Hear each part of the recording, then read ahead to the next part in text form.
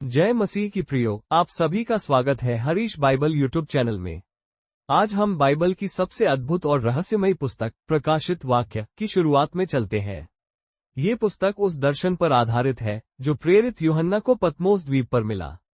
यह कोई साधारण दर्शन नहीं था, बल्कि स्वयं स्वर्ग में महिमा से भरे यीशु मसीह का अद्भुत प्रगटीकरण था। तो आइए इस आत्मिक यात्रा में हमारे साथ बने रहिए, क्योंकि आज हम देखेंगे कैसे यूहन्ना ने अकेलेपन और कठिनाई के बीच स्वर्ग का द्वार खुलते देखा, और कैसे उन्होंने उस महिमा में मसीह को पहचाना जो मृत्यु और अधोलोक की कुंजियों को अपने हाथ में लिए खड़ा था।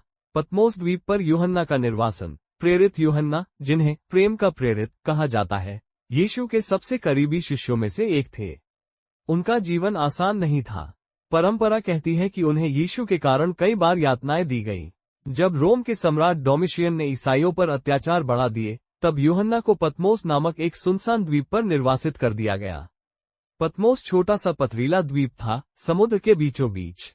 वहां ना परिवार था, ना मित्र, ना कोई साथी।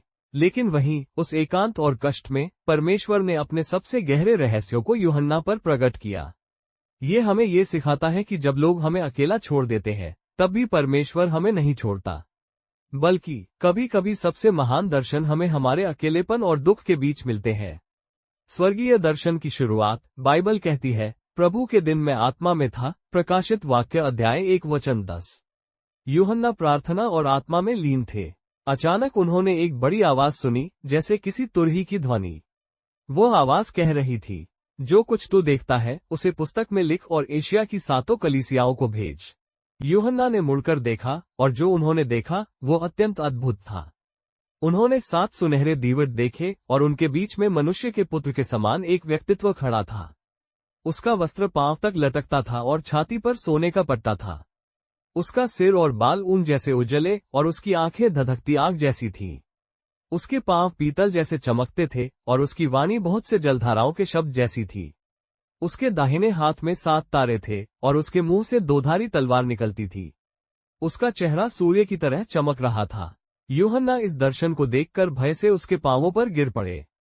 लेकिन उस महिमा में प्रभु ने कहा, मत डर, मैं प्रथम और अंतिम हूँ और जीवित हूँ। मैं मर गया था, और देखो, युगानुयुग जीवित हूँ, और मेरे पास मृत्यु और अधोलोक की कुंजियां हैं। स्वर्ग की महिमा और यीशु मसीह का दर्शन। सोचिए, यह वही यीशु है जिसे यूहन्ना ने कभी गलील की गलियों में चलते हुए देखा था।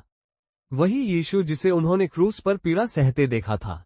वही यीशु जिसे उन्होंने पुनरुत्थान के बाद छुआ और जिसके साथ भोजन किया।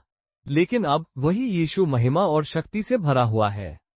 वो सिर्फ क्रूस पर मरने वाला यीशु नहीं है, वो विजयी प्रभु है, स्वर्ग और पृथ्वी का राजा।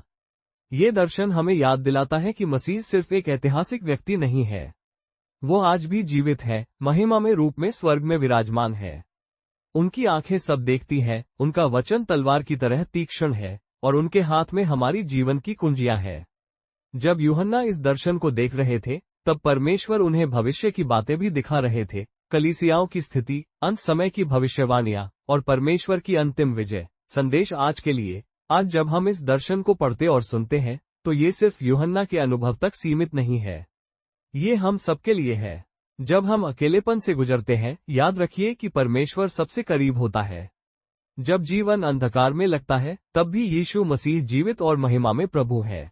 वो सिर्फ हमारे उद्धारकर्ता ही नहीं, बल्कि हमारे राजा और न्याय भी है। उनके हाथ में जीवन और मृत्यु की कुंजियां हैं। इसलिए किसी शत्रु, किसी शक्ति, किसी कठिनाई से मत डरिए। यीशु मसीह वही है जो कहता है, मत डर, क्योंकि मैं तेरे साथ हूँ। ये दर्शन हमें विश्वास दिलाता है कि अंत में विजयी मसीह ही है। निष्कर्ष और आशीर्वचन। प्रिय भाइयों और बहनों, पतमोस द्वीप पर मिला ये दर्शन हमें ये सिखाता है कि चाहे परिस्थिति कैसी भी क्यों न हो, प्रभु यीशु मसीह हमेशा हमारे साथ है। वो महिमा से भरा हुआ है, जीवित है, और युगानुयुग राज करेगा। आइए हम अपने जीवन में उसे राजा और प्रभु मानकर चलें। और याद रखें, आज भी यीशु वही कहता है, मत डर, मैं प्रथम और अंतिम हूँ। प्रभु का अनुग्रह और शांति आप सभी के साथ बनी रहे। अगली कड़ी में हम और भी गहराई से प्रकाशित वाक्य के रहस्यों को समझेंगे। तो जुड़े रहिए हमारे चैनल के साथ। जय मसीह की।